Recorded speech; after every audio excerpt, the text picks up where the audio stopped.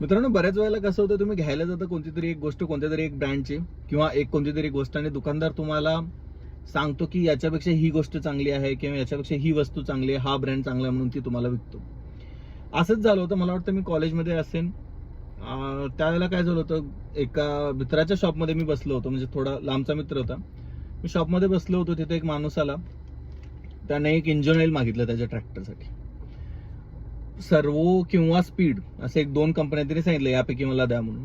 तर या माणसाने म्हणजे माझा जो लांबचा मित्र होता त्याने त्याला कन्व्हिन्स केलं, सांगितलं की हे सर्वो आणि स्पीड फक्त ब्रँडिंग आहे, यांचं चांगलं नाही आहे ऑइल, आणि माझ्याकडे एक इंजिन ऑइल आहे, ते घेऊन जा, ते बेस्ट आहे.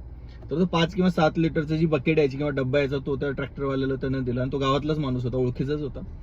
त्याला दिला. तो माणूस जसा निघून गेला, तर जसा तो माणूस निघून गेला, हा माझा मित्र ज्याचा शॉप होता तो मागे वळला माझ्याकडे आणि मला म्हटला, हुश, मला 1 वर्ष झाला हा डब्बा विकला जात नव्हता, मी आत्ता विकला.